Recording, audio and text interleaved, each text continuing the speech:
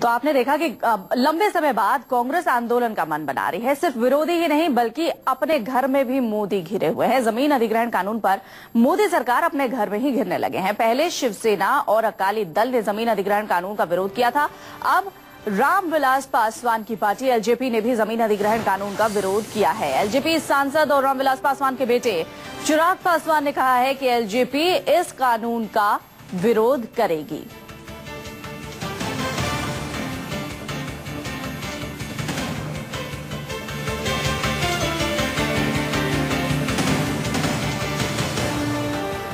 तो ये तीन तस्वीरें हम आपको दिखा रहे हैं। पहली तस्वीर शिवसेना, दूसरी तस्वीर अकाली दल, तीसरी तस्वीर एलजेपी। ये तीनों बीजेपी के घटक दल, लेकिन तीनों ने जमीन अधिग्रहण पर अपना अपना विरोध दर्ज करा दिया है। सरकार के साथ इस बिल पर तीनों में से कोई भी पार्टी नहीं है।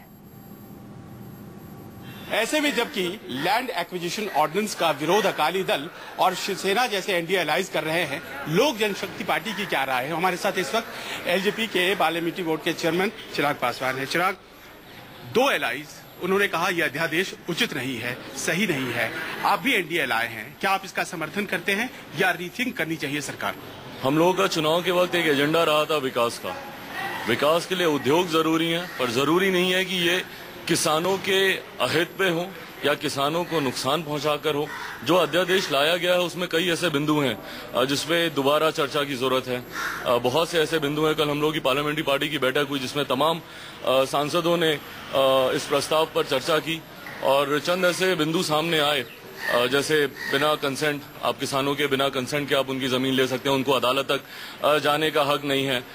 और खास तौर पे जो ये लोग सर्कल रेट की बात करते हैं, जो मार्केट रेट की बात करते हैं, जिसके आधार पर उनको मुआवजा दिया जाएगा, कौन इन चीजों को तय करेगा कि वो मार्केट रेट क्या है? हम सब लोग शहर में रहते हैं, हम सब जानते हैं कि एक सर्कल रेट अलग होता है और एक्चुअल रेट अलग होता है। तो किस आधार पर ये मुआवजा दिया जाएगा, इन तमाम चीजों पे एक डिटेल डिस्कशन होना बहुत जरूरी है। इन तमाम चीजों की क्लैरिटी होनी बहुत जरूरी है। और खास तौर पर हम लोग अपनी पार्टी की तरफ से ये मांग करते हैं कि भले वो कंसेंट के साथ हो या नॉन कंसेंट के साथ हो, पर हर उस किसान जिसकी जमीन अधिकृत की जाती है उसके परिवार में से किसी एक सदस्य को सरकारी नौकरी का प्रावधान भी होना चाहिए। यानी कि जो मौजूदा अभी स्वरूप है इस ऑर्डिनेंस का, जिसे बिल में कन्वर्ट करने की कोशिशें हो रही हैं सरकार के द्वारा, जिसके आप भी पार्ट हैं, उस बिल के मसौदे पर कम से कम लोक जनशक्ति पार्टी फिलहाल सहमत नहीं है। देखिए, जैसा मैंने कहा कि इस पे एक आम सहमति होनी जरूरी है। कुछ बिंदु हैं जिसपे रीथिंक करने की जरूरत है, चर्चा की जरूरत है। और मुझे पूरी उम्मीद और विश्वास है कि जब सर्वदलीय बैठक होगी तो उसमें इन सारे बिंदुओं पे जो हमारे प्रश्न चिन्ह है उसको भी क्लियर कर लिया जाएगा। बहुत बहुत धन्यवाद।